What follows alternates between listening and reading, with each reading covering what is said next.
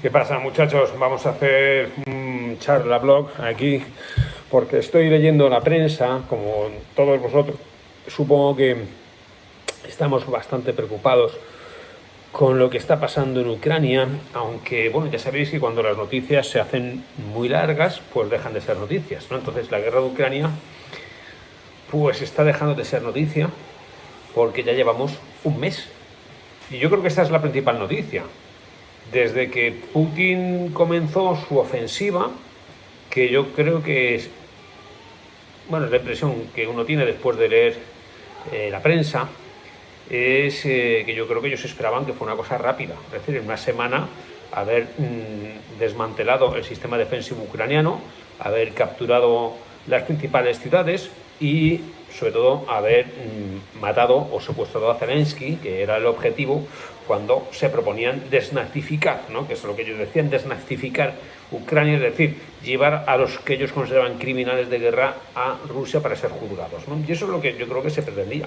Y sin embargo, la noticia es que un mes después los rusos solamente han tomado una ciudad, que es Gerson, que no es una ciudad es una ciudad grande, pero no es estratégicamente muy importante. La importancia está en Odessa, Mar Negro, está en Mariupol, Mar de Azov, que es el Mar Negro, pero separado por la península de Crimea, y el Mar de Azov da directamente a las costas rusas, y el Mar Negro pues supone la apertura de Ucrania hacia, pues bueno, Rumanía, Bulgaria y Turquía en el sur, ¿no? Ese es el Mar Negro. Y desde luego Kiev para, bueno, pues hacerse con el poder de la gran capital y destituir a Zelensky. Bueno, pues Rusia no consiguió nada de eso. O sea, independientemente de la propaganda que se pueda hacer en un lado o en otro, lo que es cierto es que las ciudades no las han conquistado. Y si quieren conquistar Mariupol, es que es a base de destruirla, devastarla, y aún así todavía no la han conquistado. Entonces, si tenemos en cuenta que un mes de ofensiva no ha conseguido alcanzar los objetivos principales, yo creo que se puede considerar que Putin no está ganando la guerra. Pero, claro, ¿dónde podemos encontrar la información fiable sobre todo esto? Porque, claro, los medios occidentales repiten las consignas que se están dando en, digamos, en el cuartel general de la OTAN, en fin, es información interesada, y desde luego lo que provenga de Rusia es completamente interesado. Es decir, ¿dónde podríamos encontrar una información real sobre lo que está sucediendo? Bueno, es difícil, pero yo os dije que mi fuente de referencia se estaba convirtiendo Al Jazeera, ¿no?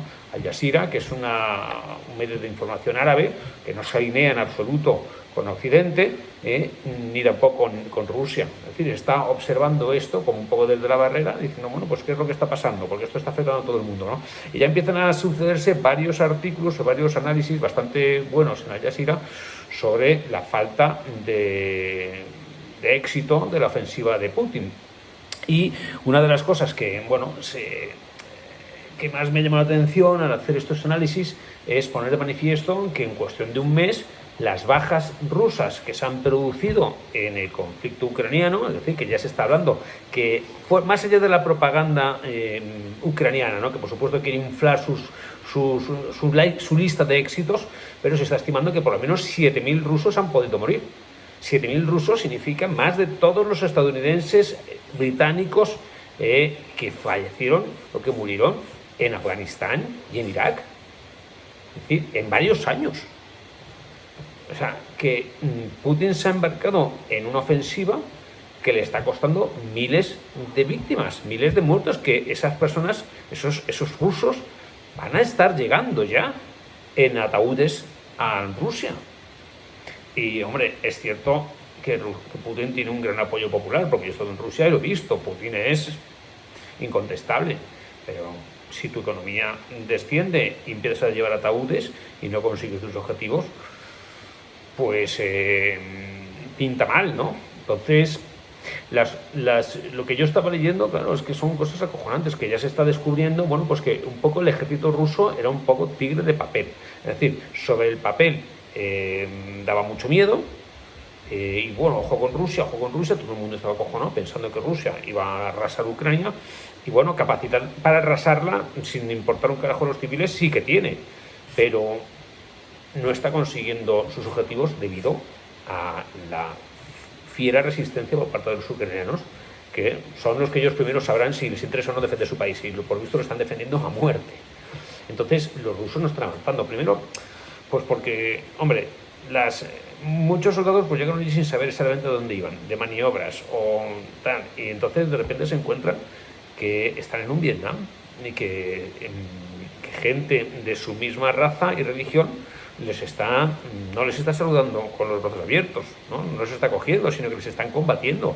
Y bueno, pues ya se ve que los vehículos no están bien mantenidos, que la comida que les llega está caducada, en fin. Allí hay que no era, bueno, supongo que también por la corrupción, porque a pesar de que se gasta un 4,5% del presupuesto del PIB de Rusia en defensa, pues es posible que unos trinquen, que tal. Y sobre todo, también el análisis que estaba leyendo, que me parece interesante, es que Putin pues pierde un poco el contacto con la realidad, como le pasa a los autócratas a largo plazo. Es decir, cuando llevas mucho tiempo de autócrata, pues al final los que te rodean nunca quieren darte malas noticias y siempre quieren, bueno, pues halagarte y nunca llevarte la contraria, porque saben que llevar la contraria al líder supremo significa la destitución. Y por lo tanto le han alentado esta aventura, pero sin embargo no le han dicho la verdad.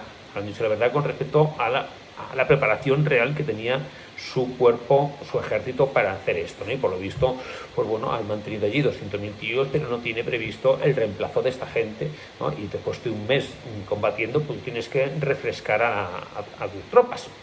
Y entonces, pues a mí me está dando la impresión que podría producirse, no sé si visteis la película esta de hundimiento, ¿no? Que es buenísima, sobre los últimos días de Hitler en el búnker, ¿no? Como el tío dirigía, ¿no? Divisiones que no existían, ¿no? O sea, decir, mover la 7, aquí, la 8, y no existían ya sobre el terreno, ya habían desaparecido esas divisiones, habían sido diezmadas, ¿no? Pues entonces, no sé, tíos, es posible que se esté dando un poco esto. Esto no quiere decir que la guerra se vaya a terminar, porque, hombre, Rusia tiene capacidad militar suficiente para mantener el conflicto abierto. Es decir, si se empeñan, puede mantenerlo abierto durante mucho tiempo, ¿no? O sea, pero el hecho de que transcurra un mes y no esté consiguiendo lo que se proponía, pues al final no tiene ni Mariupol, ni Odessa, ni Kiev, pues dice mucho. Entonces, los analistas sostienen que ya quizás se está dando cuenta del fracaso y que buscaría una salida. Entonces, bueno, pues en la medida que encuentre una salida que le pueda suponer salvar la cara, pues a lo mejor la utiliza. Porque, bueno, también es cierto que la prensa magnifica, manipula lo que se dice, porque bueno, han entrevistado al jefe de prensa y ha dicho que en qué condiciones utilizarían su armamento nuclear los rusos. Y ha dicho pues que en caso de una situación de conflicto existencial que pusiera en peligro la propia existencia de Rusia, pues que lo utilizarían, ¿no? Eso no quiere decir, no está, pero a Rusia dice que en caso de conflicto existencial utilizarían su armamento nuclear. Bueno, eso es como todo. Si Rusia se ve amenazada de extinción, pues es lógico que utilice hasta sus últimas armas. Pero el conflicto de Ucrania no es uno que ponga en cuestión la propia existencia y supervivencia de Rusia. Tal vez la de Putin, ¿no? Porque, claro, no se sabe qué va a pasar con este tío si no consigue sus objetivos y empiezan a llegar ahí muertos y muertos a Rusia. Esto... Aquí lo que me preocupa es, efectivamente, imagínate que Putin pierde la guerra, ¿no? O sea, y que, bueno, pues realiza una serie de... Pues claro, el otro riesgo es que que es lo que está pasando, ¿no? Que como no consiguen sus objetivos, se encarnizan contra la población civil, ¿no? Una forma de debilitar la resistencia, pero eso normalmente no funciona esa táctica, ¿no?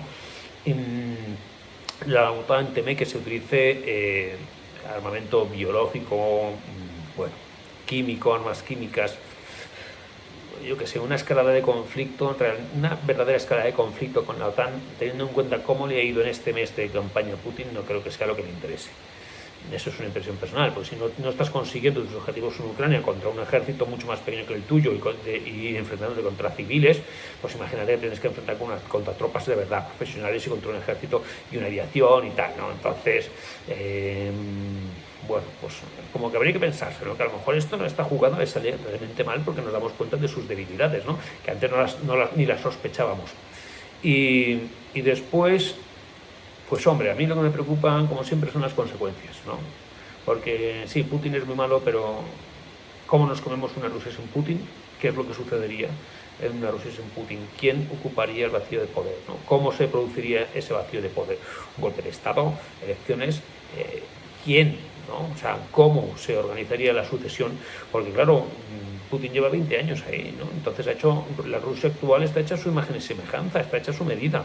Entonces, hombre, pues el problema de Rusia no va a desaparecer, ¿no? Si desaparece Putin, pues a ver qué pasa, ¿no? Porque hombre, lo único bueno que tienen es que los rusos son muy disciplinados, ¿no? Son muy disciplinados y muy obedientes, ¿no? Tienen una estructura estatal que ha sobrevivido a la disolución de la Unión Soviética, ¿no?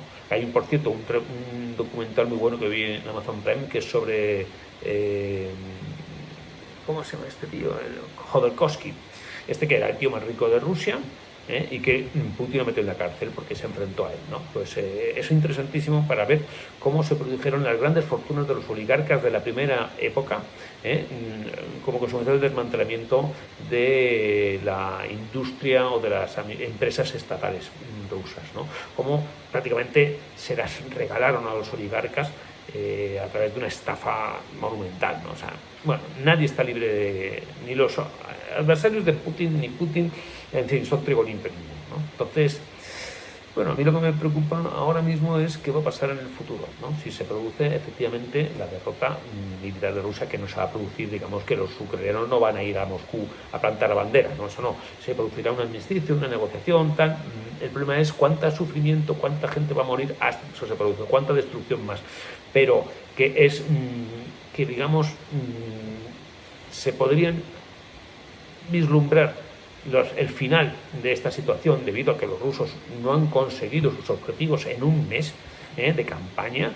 Por lo tanto, eso de que están siguiendo el plan previsto, no sé cuántos, ya es pura propaganda, porque ellos ya mismos reconocen que no lo han conseguido. Y bueno, si pasa un mes, mueren 7.000 tíos, te destrozan un montón de tanques que se ve por los vídeos como los drones ucranianos los revientan, ¿no? Te están llegando ataúdes y no estás consiguiendo ningún éxito que vender, ¿no? Ni estamos en Kiev, ni estamos en Odessa, ni estamos en Mariupol, pues entonces, machos, bueno, también eso es una cosa curiosa ver cómo todos estaban acojonados, todos los gobiernos, incluso nuestros militares en las entrevistas decían, no, Rusia va a ganar de largo, Rusia va a vencer, Rusia, uy, qué miedo, y sin embargo los ucranianos, que son mucho más pequeños, que es un ejército mucho más pequeño, mucho más pobre y simplemente civiles defendiendo, digamos, sus calles, ¿no? Como al final cuando un país, un pueblo se enfrenta al invasor, pues es que al final el invasor no tiene la misma motivación que tiene el local para defender su casa.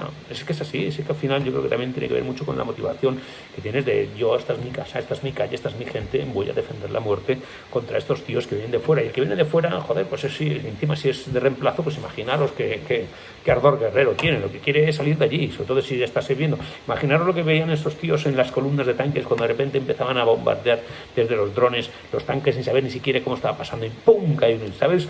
No sé, quien haya leído a Sven Hassel sabe perfectamente lo que sucede cuando le meten un misilazo o un petardazo a un tanque, que toda la tripulación del tanque sale ardiendo, ¿no? O sea, eso es uno de los espectáculos más pavorosos y es una de las peores muertes que se pueden tener en combate. Pues ver eso, contemplar eso y no saber si tú vas a ser el siguiente, pues hombre, yo creo que desmotiva y desmoraliza mucho. Yo creo que eso también es parte de las causas de este fracaso militar, porque yo creo que ya se podría considerar un fracaso militar el hecho de que, bueno, pues un mes después aquí sigamos todavía contemplando cómo los rusos están estancados y no consiguen meterse, porque no han conseguido pasar de las zonas donde están, porque aparte Ucrania es enorme, es un país gigantesco, el resto del país está completamente, sí, puede tener bombas, pero bueno, para cubrir un país tan grande como Ucrania, que son los más grandes de Europa, todo bombazo, pues hace falta muchas bombas, o sea que, salvo, yo creo que bueno, esto es lo que quería contaros. Nada, y por supuesto, recomendaros La Vuelta al Mundo en Moto. Es un libraco, es un librazo, 640 páginas, es mi mejor libro, así que me lo pides dedicado en miquelsilvestre.com y seguiremos con estos vídeos. Venga, hasta luego.